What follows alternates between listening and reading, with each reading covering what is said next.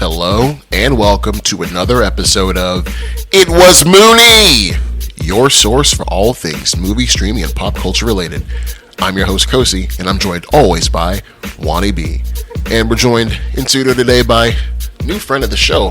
Put it there, buddy. New Drew. Friend, but Drew, I've been listening. Yeah, dude, thanks, Drew, man. Another tall white guy to our collection, man. to our roster. Yeah, back to back. To be put on the shelf. Yes. Thank you guys for having me. Oh yeah, brother.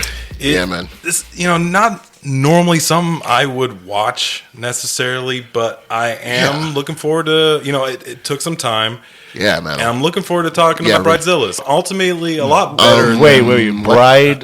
We're talking about Godzilla today. The topic is Godzilla, like the big scary monster. No way. You're joking. You said way, Bridezillas. No, check the group chat, bro. Yeah. Check the group chat. Did he get Bridezilla mixed up with Godzilla? Give me a second. Man, that's actually happening. Correct. Is that really happening in real time? Maybe Apple autocorrect. Drew, you have so many notes. Yeah. Listeners, you can't see it, but he has notes. Well, he has like 13 seasons. Oh my God, Drew! Don't throw it. It doesn't matter.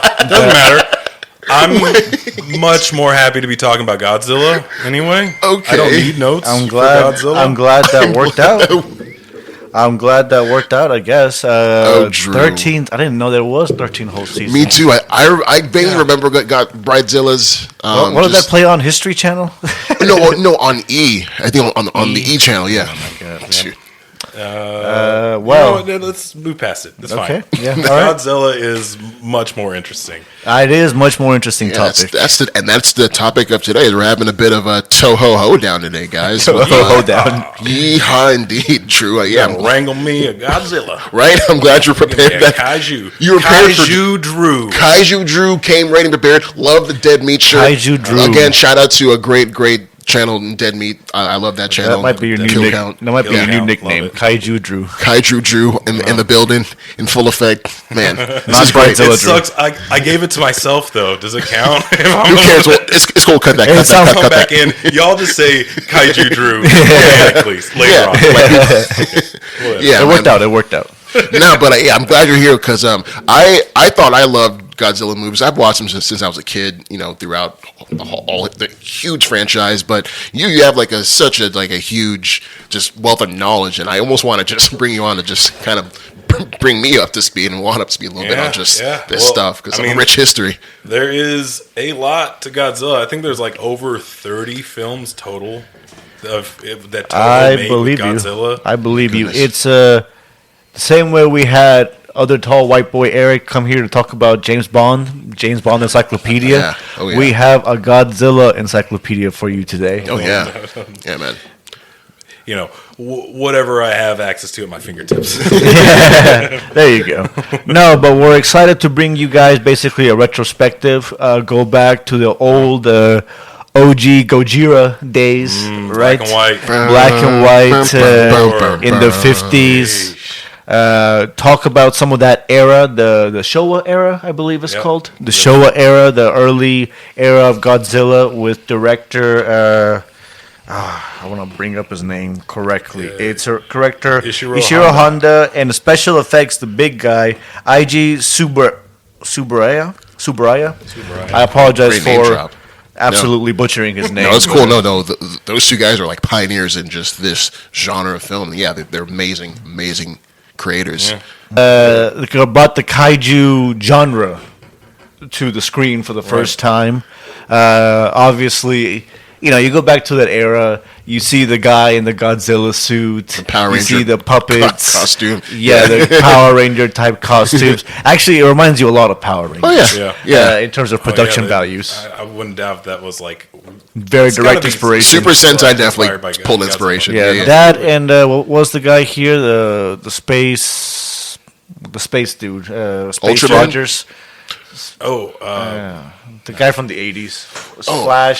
Flash Gordon. Flash Gordon. That's what dude. But before you do that, salute, my friend. Salute. Water salute. Good to have you on, brother. Yeah, not Flash Gordon. Yeah, Flash Gordon. Amazing movie. That type of it's very campy stuff, right? It's we say amazing because it's fun to watch if you have the right attitude for it. Yeah. Obviously, it's Go in not with an open mind. Yeah, it's not a legitimately high quality film. You're not gonna get a high level introspection into the human condition. Of course not. Deep themes. Although the first Gojira did have more of a dark, deeper thematic The influence. one from '54, that very first one. Okay. Yeah. Very much inspired by World War One. It was like nine years after World War II ended. Like this came out. This is very much inspired by both the yeah. atomic weapons dropped on Japan as well as the atomic testing in the Pacific by the U.S.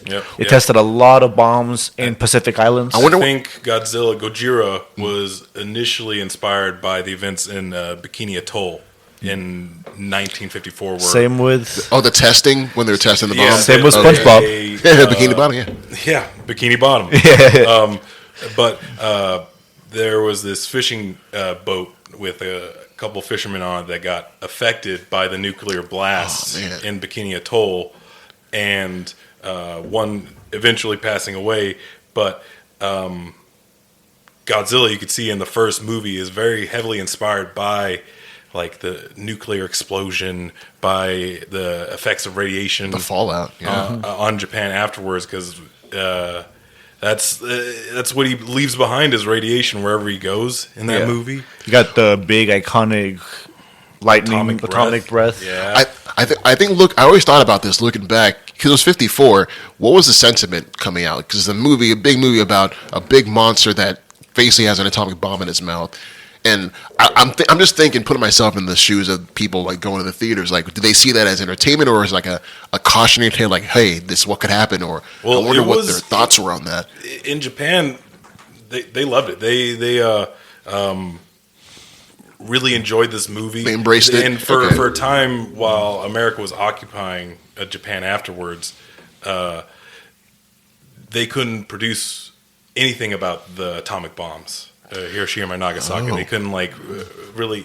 They didn't want the effects of the people getting spread around the world, so it was heavily censored. Wow! So around this time, interesting. They just first started allowing people to actually make movies about Hiroshima. So Godzilla is almost a through line for these directors to talk about something that's really a little affecting bit. I think it was their country. Like there was a couple black and white movies before that came out.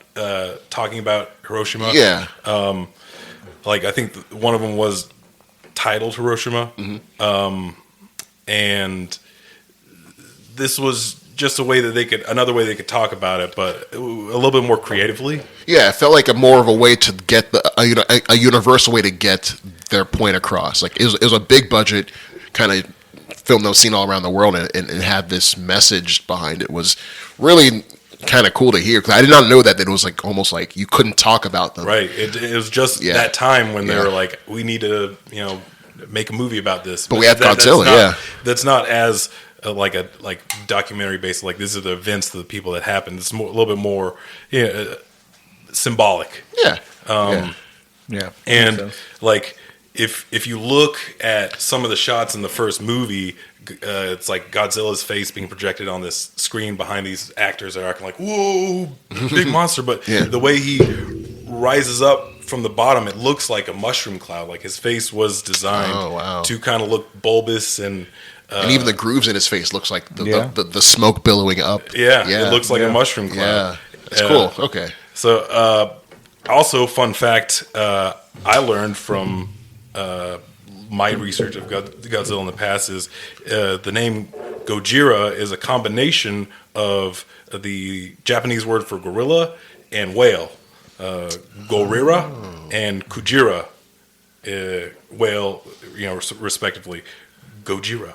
They just kind of like put them together. Yeah. Okay. A portmanteau of those two words.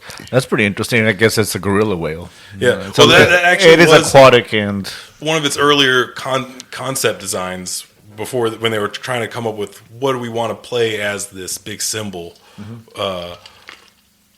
Is they had a combination of a gorilla and a whale, but they went more dinosaur-like, more lizard-like. Eventually, in the end. Yeah, I've been looking like throughout the years, like its iteration. This very first iteration had like the narrow head, almost like this real slender body. Like he's changed looks over the years. I mean, it's clearly a dude in a suit. Definitely, it's still a guy in the original movies, in the Showa era movies. I mean, kind of the charm of it too. Definitely, because we were talking about it before the show. People actually doing like it's all physical. There's no stunts and whatnot. Yeah. On sets, these like sets. Big like city built sets that like make them look big to, like to scale or whatever. Like it's a lot of like work and thought and creativity went into making this movie. It's pretty fun. With these old movies, I watched recently to rewatch a movie my dad had when we watched as a kid. Godzilla vs. Monster Zero had a lot of these monsters. Three of the monsters from a King Ghidorah, and Rodan, as well as Godzilla. Yep. Part of the charm is you really get to see, each shot how it's made. Right, it's all on screen. You see a little toy rocket flying across space. Right, you see these miniatures that are clearly created to be destroyed. Awesome miniatures. You're shooting fireworks at a guy in a rubber suit. Yes, exactly. So you see the guy jumping around, moving. Obviously, you see how each shot is, created. So it's simplistic, right? But from a film history perspective, from the perspective of being inspired, you can really tell how these filmmakers created it. Right. It's not a green screen with a bunch of computer wizards making graphics after the fact and a guy just a face in front of a green screen. No, it's every little thing had to be handcrafted. Every little thing had to be put together and shot in a certain way, use of perspective to make certain things look bigger or smaller. And before this, it was all like before Gojira, it was all stop motion, meticulous, tiny movements. But now it's filming a movie in 3 weeks and just put a guy in a suit and have him duke it out with another guy in a suit. Yeah. Very good stuff. And then the special effects were also, again, for its time, but they put lightning effects, the bolt beam effects. Obviously, you're seeing it on film, right? You see the grain, the crackles, everything. It's from the 50s, 60s, and then they still managed to put these effects on film, which again, for our time they look goofy, but for their time were very innovative. Right. They were very modern, right? They kind of changed the movie game a little bit. Talking about that, like one thing, we have the MCU, the Marvel Cinematic Universe. About to talk about that, yeah. Back then, after Godzilla was released, they made a separate movie starring Mothra, a separate movie starring Rodan, and then they all put them together in their own like Godzilla cinematic universe in the first Godzilla versus Ghidorah film. Yeah, and I think that's what I always found that really cool about Godzilla and his habit in this whole universe is his roster of just different characters and enemies he's fought. Also, Mechagodzilla was something I remember as a kid, him having a fight, and then Ghidorah, like the three-headed dragon. Again, like Godzilla on his own was cool, but then his rogues gallery of just other characters that he had to fight or then team up with, like Fast and Furious style or MCU style, was real cool to see. And it was like back in the 50s, like it was the Godzilla animated cinematic universe. Cinematic universe. The Godzilla cinematic universe. GCU. Yep. No, and then at this time as well, and again, it started having a very space, a sci-fi vibe. A lot of space, aliens coming in and controlling the monsters. The movies. This Aliens versus Monster Zero was one of the first ones that had kind of a mystery planet and everything going on, like with the aliens trying to take over the Earth and stuff. The plots aren't super deep.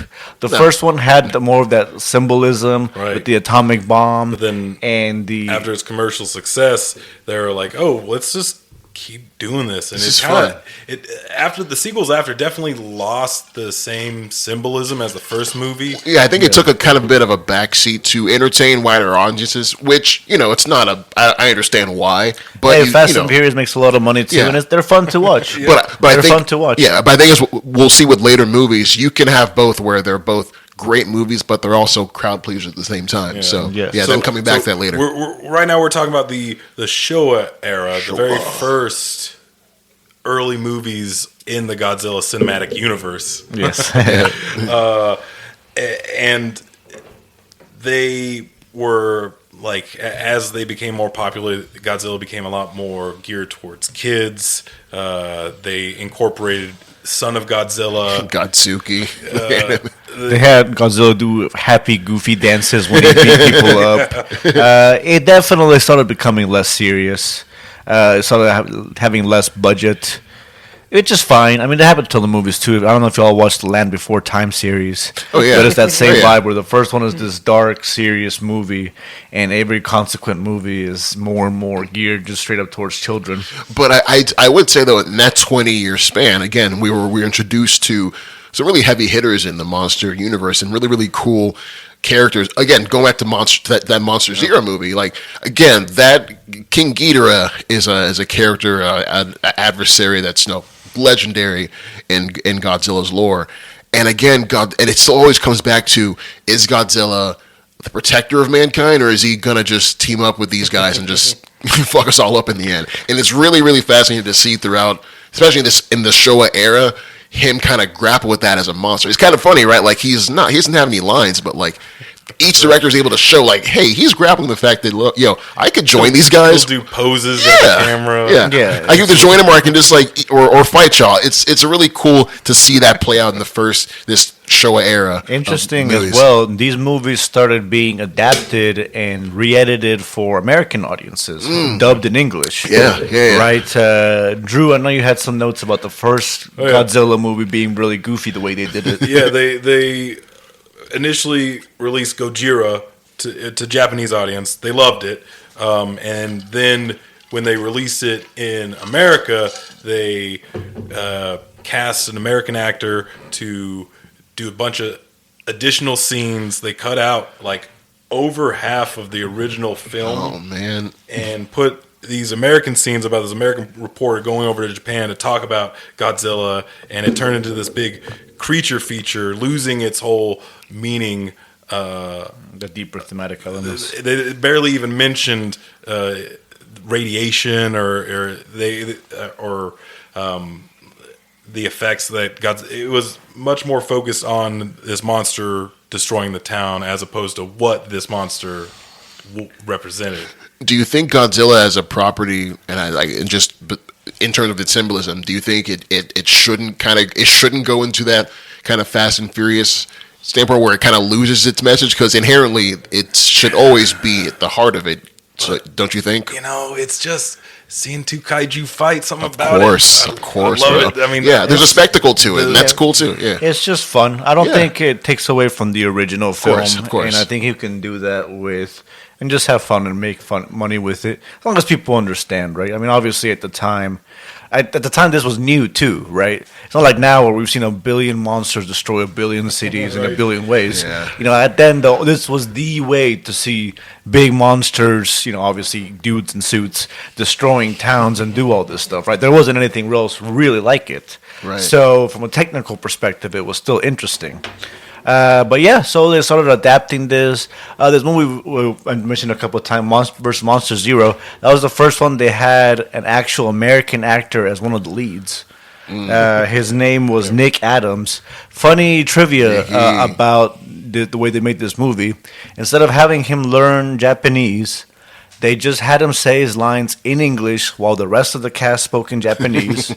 And then for the Japanese release, they dubbed him in Japanese.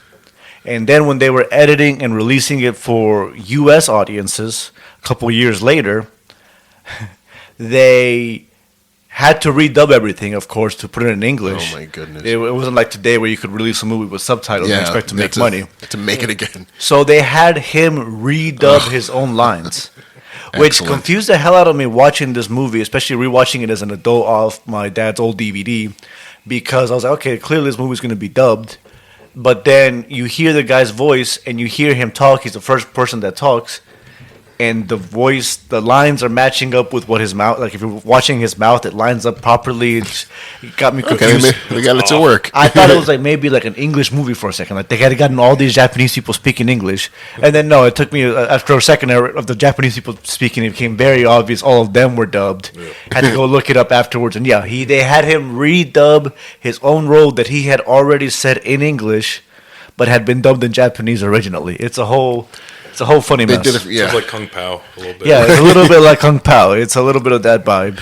But unintentional. Yeah, right? It's would have been funny if they had somebody else voice him, They redub his English voice. Another guy on top of his voice. But yeah, no, so this was definitely movies that were starting to become popular in the US enough that semi-big time actors were performing in them. And it's fun movies. It's fun movies for its time. It's nothing deep. It's like Fast and Furious. Yeah. They make a lot of money because people like watching big explosions with cars and goofy, over-the-top action. I think that's the charm to them. I think we all like to see a big, dumb fight between big monsters. It kind of plays to the kid in all of us. But I think what's been great about Godzilla, what helps it stand the test of time, though, is just what it represents. And I think, as they went through the whole Showa era of it, that was never lost on them. Definitely with stuff like when you introduce like Monster Zero, like aliens, the space race was not, this is like well into us going into space and looking outside of Earth. So like around that time, yeah. And they're even incorporating stuff like that to where, they're looking around and telling us stuff about what they're seeing, but using Godzilla as a way to tell those stories, even all the way back in the day. Absolutely. So yeah, that's kind of, I don't know if you all want to keep going on the Showa era or move on to the next.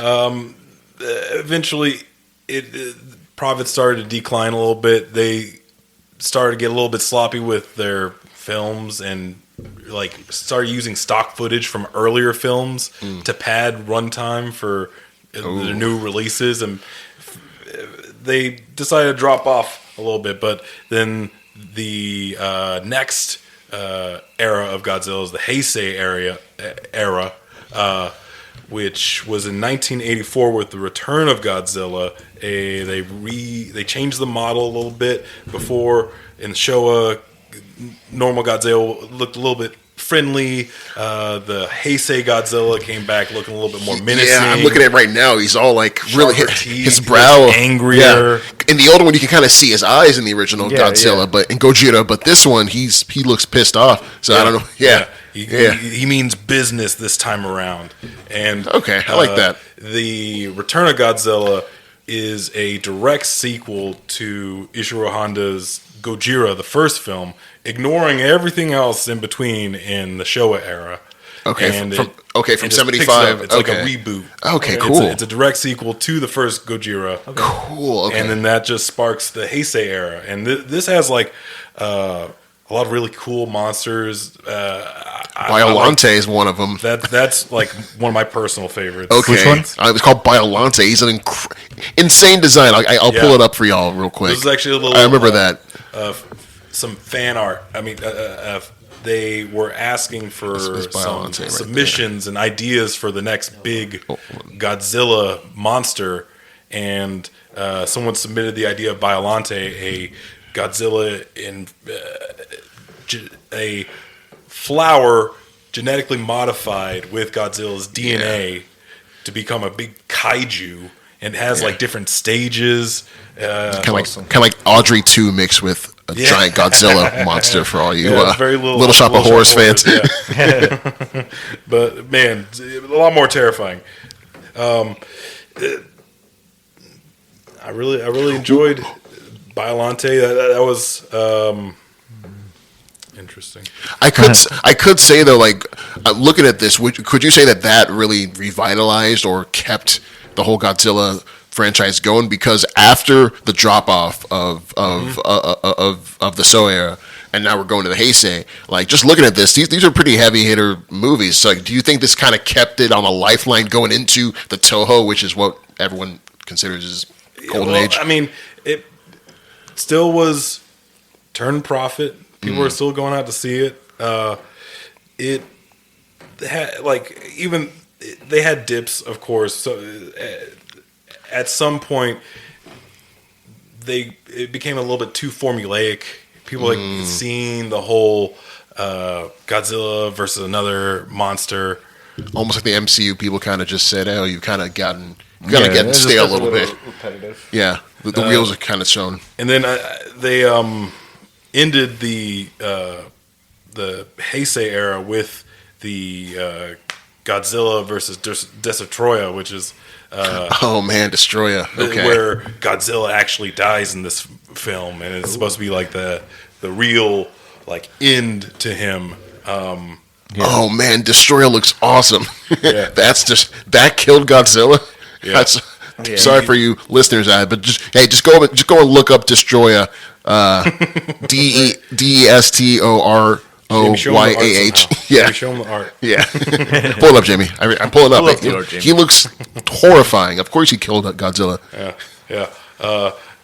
And I think after that was then the Matthew Broderick, the Godzilla '98. Is that the comeback? Get into my era. Yeah, I mean, they tried to. I think we all watched that as kids. Because it was 6 years after like they had ended, so like or like 4 or 5 years after they ended, or whatever, and they made this. America made this their own. Yeah, so this is version. America. Yeah, Obviously, America had been involved in some of the Showa productions directly, but this was America's take on Godzilla. F you guys, we can do it ourselves. Like they're taking their IP and seeing what they could do. The end result was not great. Yeah, a couple of things I noticed, like they couldn't really use a lot of the classic Godzilla iconography because this wasn't. It's almost like a other version, almost an Elseworld version of this. They could refer to it as a. That's why it looked like a big iguana or a big lizard. I It's noticed. the Yankee version of Godzilla. Yeah. What was it? Roland Emmerich. Independence Roland Day. Emmerich. Yeah. And Matthew Broderick. Who else was involved in that? Man, it's a It doesn't crazy, really matter. crazy. The cast. really cool thing was Godzilla looking like a huge T-Rex. Yeah, we're fresh off of the Lost World Jurassic I know Park. Roland Yeah. Emmerich didn't want to just serve Godzilla again. He wanted to completely come with a And I understand new, it. fresh Yeah, take, I but definitely respect that. It came out right around when the Lost World. It came out the next year after the Lost World, That's funny. and they kind of almost used. So there's a sequence in Godzilla '98 where at the third act it's revealed that look, Godzilla has a bunch of babies, and we get a bunch of little Godzilla babies that are cool as a kid, but it's. I definitely said looking back, like wait a minute, that's just the Raptors Also, I'm from. pretty sure Godzilla wasn't Godzilla a male before that? It was I think it was a woman. Well, I believe. how and did then they it get could. Son of Godzilla? Well, But then Manila's a boy. Yeah, I've never really truly know. thought about. never. Yeah. What if it's like Yeah. Jurassic Park, just taken away from Jurassic I Park? think that's what it Like, was just- too. I think that's a plot point in the new one too. Like, oh yeah, they can just change their gender I to would be yeah. surprised. Yeah, it was Yeah. just a Jurassic Park ripoff with the Godzilla name on it.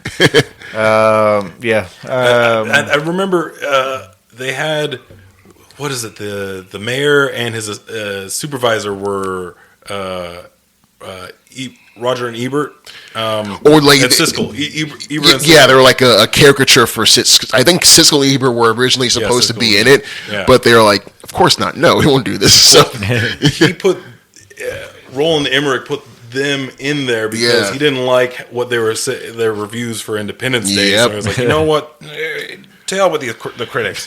And even then, they were like watching Godzilla. I remember they just were unimpressed. They're like, you had us in there to roast us, and you didn't feed us to Godzilla or let us get stepped on or anything. We're just like in there just to look like buffoons, but they don't get their actual comeuppance, so you didn't actually have fun with it. that's even Yeah, right. that's so much better for Siskel and Ebert. They get to roast him again. So like, Yeah, right. Even your movie Right. couldn't even roast as well. You couldn't even roast us properly. Take this roast again, loser. I love it. Why, But no, that definitely put a damper on Godzilla. yeah, would you say as a Godzilla fan, was it well received by fans around as the world? a kid, this you know what? I enjoyed it. I enjoyed it as a kid. Same here. Yeah. The concept of I love dinosaur dinosaurs with growing kids. But it's because I love Jurassic Park, right? Of course. So this is more Jurassic Park. Yeah. I mean, I grew up with Godzilla too, so I was just happy to see a American Godzilla. So I was excited about that. But then he was just like completely different than what I was expecting. Yeah. Yeah. Did Godzilla 2000 come out around this time, or was it a couple you years would hope, beforehand? considering the name of it. Oh, it came out the next year. Okay, Yeah. that was another one I remember. Godzilla 2000. They came out right after this. I guess they weren't happy with the American Godzilla. I think initially the Roland Emmerich, the studio had made a deal for a potential trilogy for the American Godzilla, Oh, wow. and because it did so poorly, they're like, "Nah, we're just Gotta tanking scrap it. And Toho was like, "Oh, let's do this again." We'll make our own the next year. Yeah. Yeah, and then again, it's another reboot following the first movie, Gojira. So they did what the Heisei guys did. Just rebooted So they with our own. rebooted the sequel again. Okay, that's Okay. cool. That's a cool kind of tradition that you can do with that. Yeah, That's and, interesting, Okay. yeah. and generally, whenever they do this, Godzilla returns back to the or maybe not antagonist, but the main Destroyer. Yeah, he's the main antagonist. Antagonist, yeah. And it's again they're Yeah, no, I definitely understand that because I think in short, if you're trying to reboot something, especially with this one, when they're rebooting, going back to the basics, establishing again, like, hey, Godzilla's not here to mess around. He is an engine of destruction, and we have to and I love how with each reboot, whatever director who comes in here, and this director that got here was Takao Kawada. He's able to put his own spin in Godzilla 2000. I remember it for the trailers for Godzilla 2000, on TV here in America, saying, "Hey, it's coming out." I remember as a kid saying, "All right, cool. It's better than that terrible one that we got last year." give me the real thing. Yeah. Also, though, that terrible one gave us an animated series on Fox Kids that was really pretty cool. enjoy that. Yeah, I love that series. That was fun. At least we got that. But Godzilla 2000 is actually pretty important because I think it served as that bridge almost because you could have lost everyone. Well, they basically kind of just disowned the '98 Godzilla, but that Godzilla 2000 that came out the next year kind of kept it going, saying, "Hey, Toho was like, all right, y'all did that. Yeah, Let's show kept you the how it's momentum done. going. Yeah, we'll show you how it's done over here." And it's a pretty good movie, Godzilla 2000.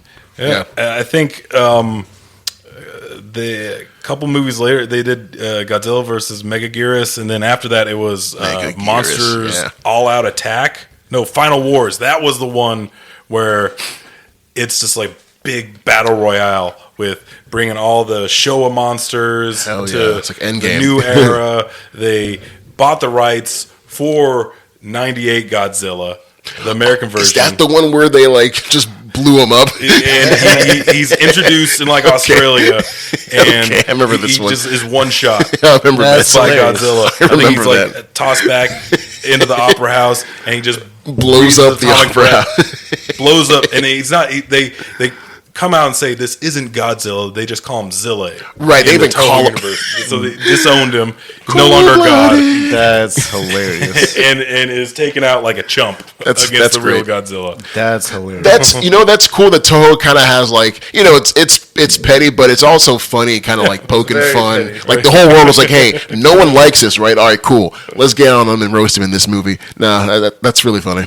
Yeah, and that was the last big hurrah for the Millennium era was the Final Wars, where it was just everyone. All the big one monsters. movie. Yeah, All all the the- big names. There's some Secret War shit. Yeah, Yeah, just like Endgame or whatever. Yeah, another big Avengers movie where you see all your favorite names. Oh, they're on one. Wow, on yeah, screen, that was all at once. 2004 that came out. Okay, wow. Yeah, that's more reason than you'd think. Yeah, Yeah. Final Wars. And Yeah, it kept it going into the 2000s. Because what was it? 2014 yeah. It was when yeah, Legendary. Yeah, That's when- when the new American series that's still going on. Yeah, so I think If you want to call King Kong the first one, No, well, King Kong joined a little bit later in 2017, but Yeah, this but that's one, like the first Universal, or not? Who made these? so the one we're talking about is Warner Brothers. Warner Brothers. They made that other King Kong movie as well. Yeah. But Universal made It's that all part other of their Monsterverse. Yeah. So that Gareth the Gareth era's Godzilla in 2014 was one that I remember watching. I enjoyed it a lot. I never watched the original Godzilla movie, so this was like, except for the Matthew Broderick one. So this was like this is us doing, I guess, what those old Japanese movies were. This American version. That's what 21-year-old Cozy thought, and I was really impressed by it. I remember it getting kind of crapped on because you couldn't really see a lot of the kaiju fights. Right. A lot of that got it. I understand the criticism like 10 years later, but as a film, like Gareth Edwards really captured scale, captured just how it looked. It's really fucking scary to like encounter. Yeah. Well, you'd be surprised. Kaiju, Kaiju's only fight for like 10 minutes in this versus Monster Zero movie. No, but see, me being a fan watching Godzilla for so long, I knew the formula. I knew you're only going to get a small amount of screen time with Godzilla actually duking it out. But it really did a good job. I feel like tying in the human element. Definitely great I human still element. remember like Bryan Cranston was in that, and I thought he was going Cranston, to be a big key player. And 11, Millie Bobby Brown, right? Well, she comes later in the series, but this is like the first one. Spoilers? Can we spoil? Yeah, it? we can spoil It's everything. a 10-year-old movie. I guess. Spoiler alert. When Bryan Cranston dies in the 2014 one, I thought he was going to be in the whole movie, and then I remember seeing that scene where they're zipping up the body bag, and I'm just like, that was one of the biggest twists in cinema. Yeah, I was like, wait, he's dead? Heisenberg's dead? All right. No, it was really cool. Again, I love how they brought it back to basics, but they also added the element of, hey, what if... Because, again, what's the... I think what I love about these reboots they do for Godzilla is each new director is able to tell his own story about the effect Godzilla has on whoever he's terrorizing. In this scenario here, Gareth Edwards is able to convey, building collapsing, that whole idea of like destruction, citywide destruction, and having it come from like not from a natural disaster, but from a monster. So it's like what is even that? So I love how Gareth Edwards was able to capture that in that first Godzilla movie and have that kind of be the through line of what are these monsters' effect on the Earth and the population at large.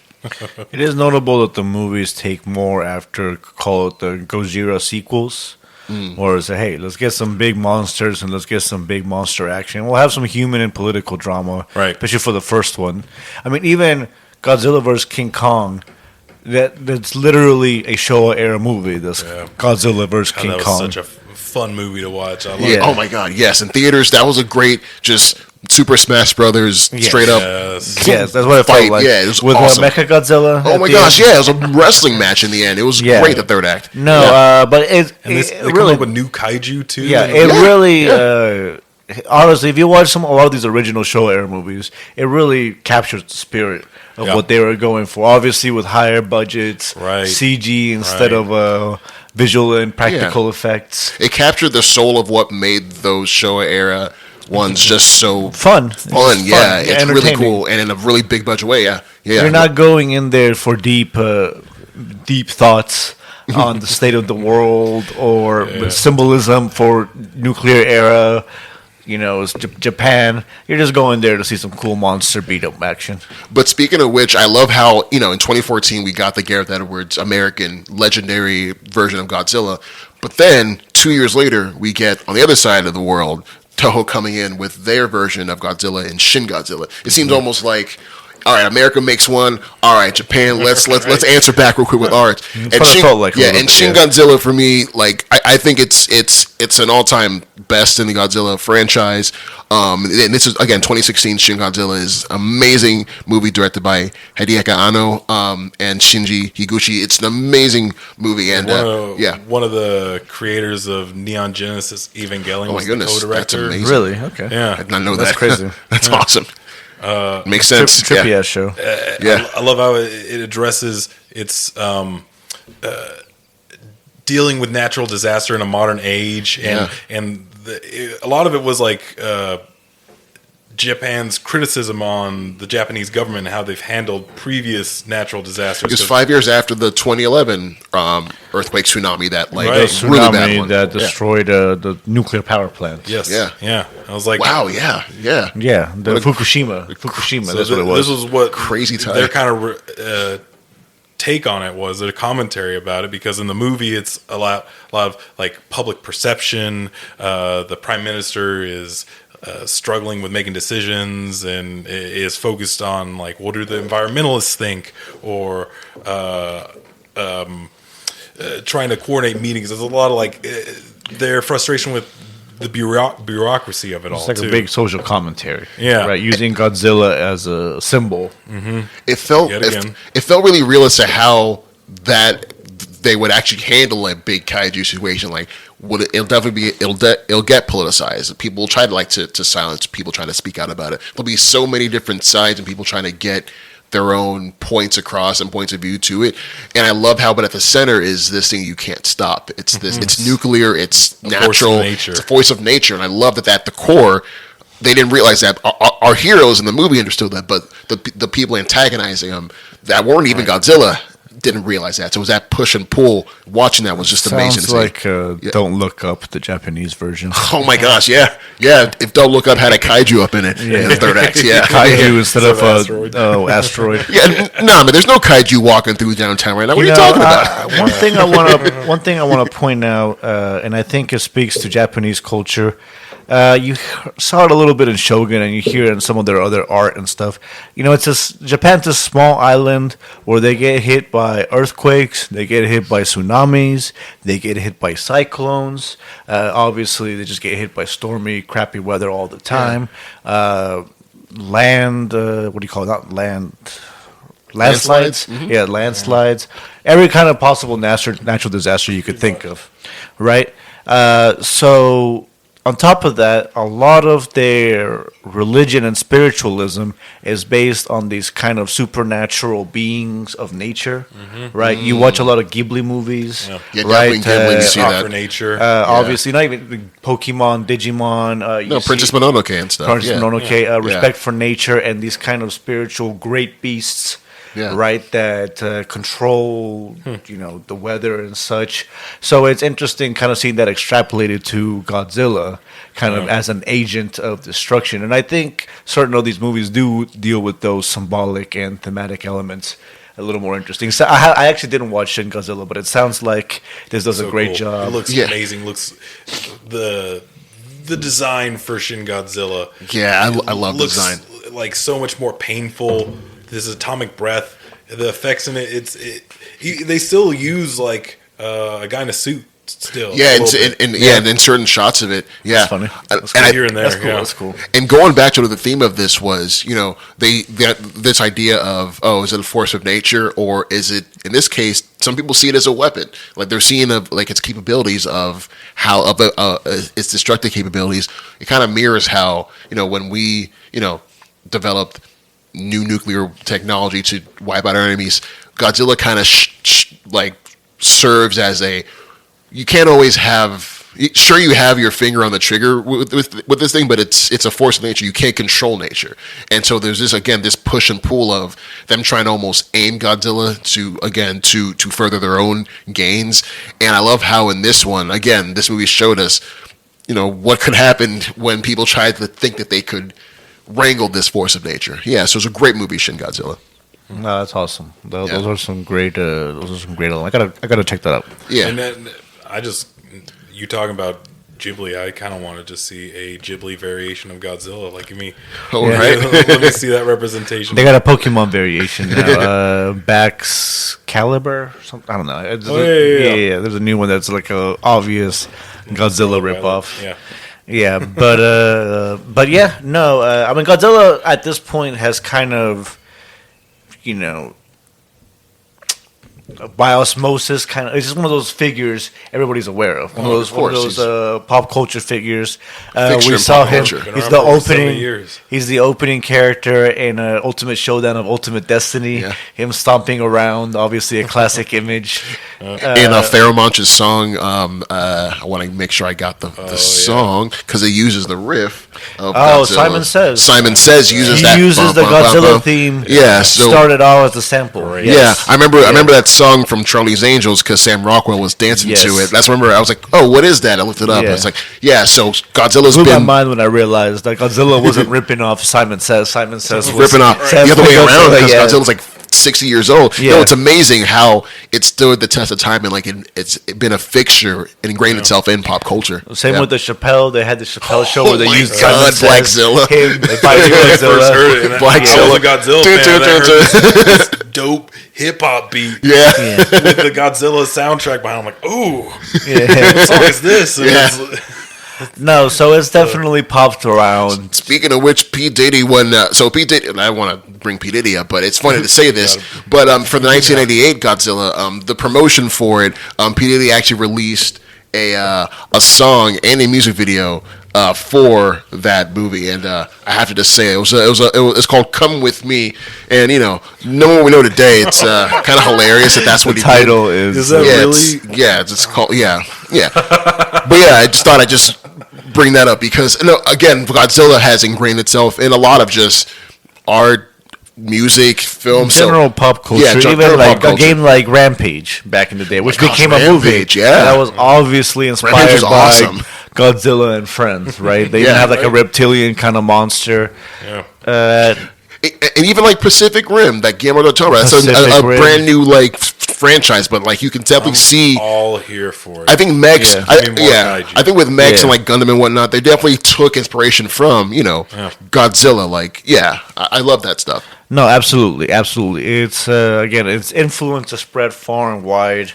Now, as far as I think the most recent, there was Monarch, the TV show on Apple, which is just part of that legendary kind of just more amazing, monster-verse type stuff. Enjoyed it.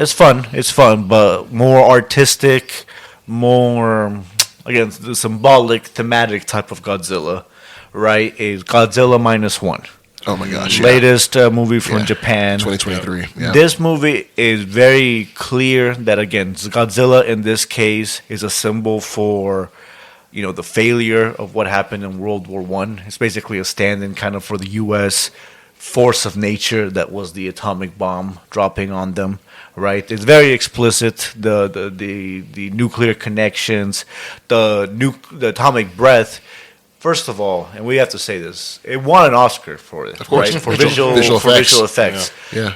This movie was made for a couple million, and even if it had been made for freaking 500 million, I don't think they could have made a more impressive, more incredible looking. This was breathtaking. Atomic breath. This was breathtaking.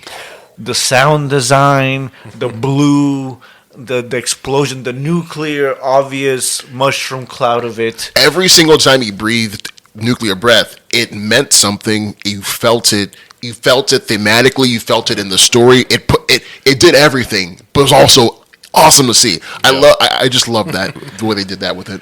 And sorry, just to go off of this as well, another thing that it also captured too was not only the fallout of just what happened with the nuclear bomb, but also just the fallout with the soldiers and a lot of how they felt regret and how some of them, maybe they had just regrets from earlier missions, but just this whole idea of coming back and carrying the weight of that with you. Well, it's just amazing. Guilt. Not just about the regret. It's a very interesting look at Japanese culture because what the main guy has regret about is essentially not successfully suiciding himself. Yeah, right. And what that does to you. And he's, there's people who actively like, hey, you didn't do your duty, right? And to us, it's like, wait, suicide bombing is not your duty, right?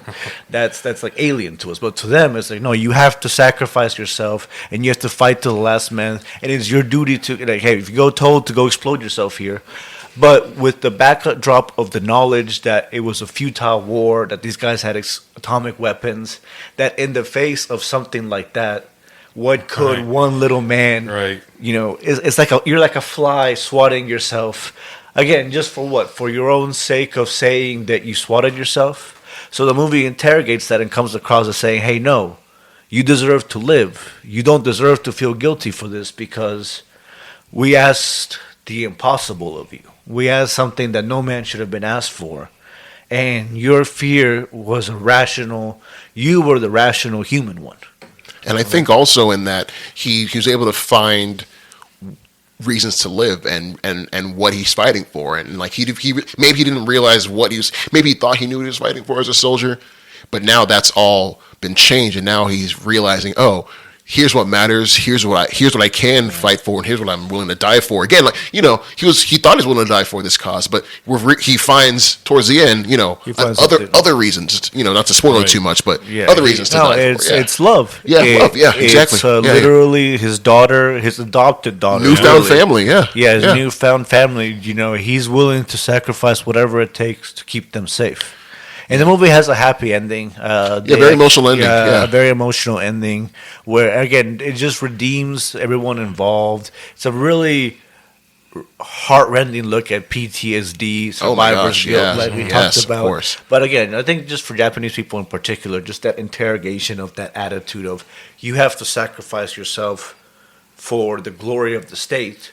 But it's like, wait, no, you are the Japanese people. The state is supposed to protect you. It's the other way around. Right? You're not supposed to sacrifice yourself for the state. You are what's worth protecting. And what happens when a natural disaster or act of God or in this case, a giant kaiju, what happens when that comes to your doorstep? What can the state do?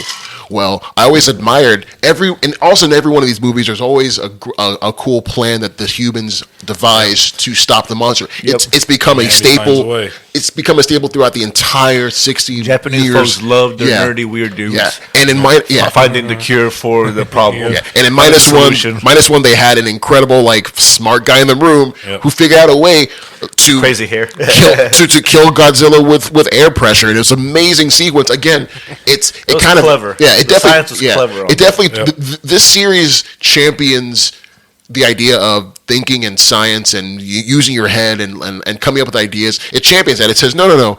Yeah, we can be scared of what science can do, but hey, let's also look at the cool stuff that science can do and can push us forward. I love that message was brought from like the very, very first one in '54 all the way up to this one and with minus one. So I love minus one. It's my favorite of all the Godzillas I've seen. It's an amazing movie. Yeah, very good. But like in Shin Godzilla, Godzilla himself evolves throughout the movie. Changes stages, and humanity, we evolve to meet the challenge. To find a way. We have Godzilla. How do we stop him? And they manage to, adapt. As he evolves, we evolve, and that's just nature. Who evolves quicker or better to defeat the other one? Because again, kind of what was cool in the legendary 2014 series was the idea of, all right, this new apex predator has arrived on planet. King Kong is now stepped up now to fight him to bring balance. It's this idea of what's good for the Earth. Is Godzilla good for us? Is he really here to save us, or is his very existence here kind of like a detriment to us? So should we kick his ass and get him out of here? Is that was a whole kind of thing throughout these new ones? I think we're at the point where he's one of the protagonists. Oh yeah, of course. Oh yeah. He's one of the buddies now. So again, it's very much Showa era. Showa era with modern special effects. Of course. They always have the best intentions when they reboot it. It's like, okay, we're going back to form, and then all right, let's just. They even had King Ghidorah in here. Yeah, King Ghidorah was in the new ones in King of the Monsters in 2019. King of the Monsters. Yeah. We just need to get Rodan in here. No, he was in that movie too. Oh, he was? Rodan was in that movie, and Mothra was in there too. And a bunch of just unnamed kaiju that they just created. Yeah, like some like big crab looking one. Man. That's funny. Hey, you know what? Nostalgia sells for a reason. There's something classic about seeing these monsters again. You know what I mean? It'll always sell. That always sells. Nostalgia. I actually had direct nostalgia for it because I watched this movie as a kid with King Ghidorah and Rodan and stuff. It looked very goofy in the movie, but it something about it's charming. Do you think something like, I guess moving forward now that we have minus one, Godzilla now moving in this modern age, telling these stories. We have stuff like Monarch. Do you see Godzilla on the American side coming back to the big screen? I know we have Godzilla versus King Kong. They're actually making a new one now. It's coming out in 2027. Back to the screen. Another. In terms like the Japanese version of another -1. I'm thinking because -1 left the door open for Toho. more. Yeah, Toho. Because there's always an answer. They did leave the door open for a sequel, but I think at this time they sort of realized it works better for them. More serious movies, more allegorical movies, right? I think there's a chance that Japan is over, kaiju's fighting each other. Who knows? I mean, Gundam, obviously, anime is something. I think if there was a Godzilla anime, you'd see it run a long time. I'd like that a lot. You'd see it run a good chunk of time. But for a whole movie, to put a whole live action movie together, I think, and I hope, honestly, because they've done so successfully, and I got to check out Shin Godzilla, but y'all have been saying amazing things about it. Really good. Yeah, check it out, man. But with -1, I mean, that was one of my favorite movies of the year, period. Not just, it's a fun monster movie. You forget it's a kaiju this film. This is just an outright excellent movie. It's an excellent movie. Excellent plot, excellent character work, excellent acting, excellent visual effects, obviously. Yeah. So it's just... even though if they don't come out as often, I don't need a whole MonsterVerse movie. I love watching movies like that. Right. Because the last Godzilla versus Kong from the legendary film. Yeah, the big one. Blue Eyes White Godzilla. Yeah, Blue Eyes Pink, the pink lemonade Godzilla. Yeah. I mean, they swung for the fences. They definitely wanted to go. I liked it, but didn't love it. But I liked it enough to where I'd see a little bit more. I'm not. They keep doing it. I'm gonna keep going. It's fun. It's fun. They're making up more Jurassic World movies. Yeah, one coming out this year in like a couple months. Yeah. Somehow they decided to reboot World and not Park. That's kind of funny. It's been 10 years. It's been 10 years since they rebooted it with Chris Pratt. That's crazy. They get some hate, but Jurassic World was a fun movie. It was. I loved it. 2015 was an amazing one. Probably one of my favorite movies of all time. I watched it twice in one day when it came out. It was awesome. Yeah, I watched it like 7 times this summer 2015. Yeah, I watched it at least 3-4 times. Yeah. Love that movie. Love that movie. It's fun. It's just fun in every way you want a dinosaur movie to be. The other ones were terrible. World 2 and 3 were god awful. Yes, yeah, kind of. The World had that good one horror scene towards the end. But the fact that they kept coming up with more and more fake dinosaurs kind of misses the point. Indominus Rex. And it seemed like the Pizza Hut Rex. Dominion, the third one, it was just like another reserve, like another it was isolated Locust. Park. It was Locust. The bad guys were Locusts. They kind of swung forward a little bit. And they had Jeff Goldblum and all the OG cast. Yeah, Laura Dern came back. Sam Neill came back. It was a bad movie. It was such a bad movie. It was a disappointment. It was disappointment. The second one at least had a good horror sequence at the end. That's actually pretty cool for Jurassic Park. The first one, the best parts were the horror sequence. Yes, the raptor sequence. Yeah. Well, other than the first scene where they with the music with the James. Oh my God, I can't remember his name right now. John Williams. John Williams with the John Williams score. Yeah. Yeah, man. with all the dinosaurs coming out with the Brontosaurus and all the big dinosaurs. That was such an incredible scene. It's movie. It's movie magic. They were able to convince us. It's definitely CG, but they were convincing everybody in '93 that these were holds up. Dinosaurs. Yeah, that holds up so well. It's the magic trick because it was practical effects, right? It wasn't some green screen shit. Well, again, the up close was practical effects, but even the CG holds up for for '93. Yeah. So it's an amazing movie.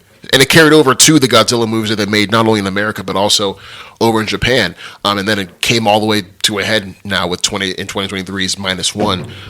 Again, I'm just looking forward to just any and all Godzilla stuff. And dude, Drew, I'm glad you're able to show up and talk to us, man. We just ended that real quick. Oh man. No, hey Drew, we very much appreciate you coming on board. We hope to have you again sometime soon. Yeah, brother. Maybe the next time a Godzilla movie comes out. It's fun. Right? Thank you so much. Yeah, brother. Yeah, we'll see. We'll have you talking about Godzilla. Maybe we'll do a Ghibli retrospective next time. Yeah. Oof, that's another thing I grew up on. Yeah, we could. No, I think I was asking you off air, like, hey, what's some other stuff you want to come and talk about? I think you said, I guess Ghibli was one of them. We always love having friends of the show back on here. Yeah. But I don't know about Ghibli, man. Then you might not be able to beat what do you call it? The Weibo allegations. Oh yeah, it might not be. He'll try. He'll try. Weibo allegations. Yeah. I've already visited Japan too. Yeah, I know, right? It's not looking good, Drew. Not looking good. No, Don't get an Asian girlfriend. At least he has a Latina girlfriend. It's okay, guys. It's okay. He's safe. He's safe, guys. He's safe. It's cool. But lovely to have you, man. Always a pleasure. Before we end, time for plug of the week. Plug of the week. How many plugs do we normally get? You usually get one plug, but if you got two really good plugs, Plug this is your first away. time, will be nice. Oh, thank you. If I have to narrow it down to one plug, because I was thinking, I wanted to talk about how great of a book series Wheel of Time is, even though the show on Amazon Prime isn't that great. But also, I was thinking, the last album Coheed and Cambria did last month, Father Make Believe. Coheed Cambria. Kind of like a return to form. That's a good album. I didn't like the last two albums. But also... Legend of Vox Machina. That's another man. Ooh, Legend of Vox Machina is another great one. That's really good. I've only seen season 1 of that, but I enjoyed that. That's a fun show. I enjoyed that. Season 2 and 3 tie into each other directly. Okay. It's a fun show. It's also one of the last shows with Lance Reddick. Lance Reddick. Yeah. Oh man. RP. One of his last voice actor roles. Yeah. And he kills it as always. Of course. Oh yeah. Of course, man. Lieutenant Daniels. Yeah. The Wire. Yeah. That's how I knew him. He's in John Wick. John He's Wick. Chiron. Yep. He's Chiron. Yeah. He's in Castlevania. He was in Castlevania. He was amazing in Castlevania. You know what? Another plug for just the late great Lance Reddick. That's just another extra super plug for him too. Anything He's great. Lance Reddick's in. Yeah. There's everything. Especially his voice acting. Horizon. Yes. The Horizon games as well. He's in those too. Yeah. Yes, Of course. yes, he's in the Horizon games. He's in Destiny. A lot of big roles. It's a R.I.P. to him. Yeah. It's a shame to see him gone. Please go search Lance Reddick today. Yes. No. So Kosi, what's your plug? I want to plug a book from my childhood that I actually bought on Amazon a couple days. It came in a couple days ago. Called Maniac McGee. It's by Jerry Spinelli. I remember reading it as a kid. It's about just this guy who almost like a Forrest Gump, but like a kid version of Forrest Gump. He's a guy that does great feats and gets involved with a lot of stuff, and it also has like a kind of like a racial message tie-in with this and the whole thing, because he befriends and lives with the only black people in this neighborhood. He just lives with his family, and they kind of take him in, and just everything that goes with that. So yeah, it's a great story. I enjoyed it as a kid. They made a movie, but I never saw the movie. But I remember woke. Yeah, it would be considered today woke. Just this white guy coming into this black neighborhood and just being cool with everybody, and just learning about them, and then learning about him, and just him being a cool guy, and it's just a great message and great just all-around book by Jerry Spinelli, and it's called Maniac McGee. So you can buy it on Amazon. It's available on Amazon on paperback or hardcover. You can also get it on digital. But yeah, great read. Loved it as a kid. Can't wait to just dive back into it again as an adult now. My plug of the week, I'm a strange one, but I'm going to plug the NBA playoffs. Oh my gosh. They have been an extremely exciting, dramatic, Obviously, there's been a few injuries that have marred the experience. To Steph Curry, Ja Morant. Sure. Yeah. Cleveland dealt with some injuries. Yeah, Darius Garland was out for a little bit. Kristaps has mostly been out. Evan Mobley missed the game. So it's not perfect, but the drama, the execution, just the wild things that are happening, the blowout suddenly turning into intense, literal last-second comebacks. Like if there was a script, whoever's writing this is cooking right now. So NBA playoffs is great. And even it's fixed. Literally, it feels like that. People are making jokes now that right after Dallas traded Luka, one of the top players, to the Lakers, one of the top star franchises, in the middle of a ratings dip. It's a horrible deal. Boost the ratings. Horrible trade. Suddenly, out of nowhere, they get a 1.8% chance to boost all the way up to the number one pick. You can't make this shit up. They got the number one pick. And then Wemby gets the number 2 pick to add to his squad. San Antonio, Philadelphia gets the number 3 pick to get a chance to. NBA script writers are cooking right now. Yes, sir. They're making this exciting. No, but seriously, the regular season low-key sucked. I think the league basically told the refs, hey, just swallow your whistles a bit. Let them play. let them be physical. Let them tackle each other and mess with each other a bit. Don't let it get outright violent. It's not a football game, but let them play a little bit. Let them bump into each other. Let them be a bit physical. Like let they did them back in the day. hit each other. If murder ball. Of course. There's a stat that most games, the first to get to 100 is winning. Lawler's Law from back in the day. That had become a joke in the era of teams scoring up to 140-point games with somewhat regularity. But in the playoffs, suddenly, hey, shooting a bunch of threes is not looking like the best strategy unless you're hot from them. Going in, drawing fouls, playing hard, physical basketball has suddenly gotten into it. It's been an exciting playoffs. I was low-key getting a little bit bored of basketball, and this has definitely rekindled my interest and excitement for the league. All right. So shout-outs to Adam Silver and the NBA. All right. Thanks, Juan, for that plug of the week. Thanks, Juan. Hey, thank you, brother. Yeah. Thank you, man. Thank you, brother, over there. And I also want to thank you, Kaiju Drew. Thanks, brother. And I want to thank you, listeners. And listeners, yes, if you want to hang out with us, you can find us on all social media platforms and podcasting platforms. Just search It Was Mooney if you want to find more of our content. But once again, I've been Kosi, and I'm joined by Wani B and friend of the show, Drew. Until next time, guys. Peace. Adios. Adios.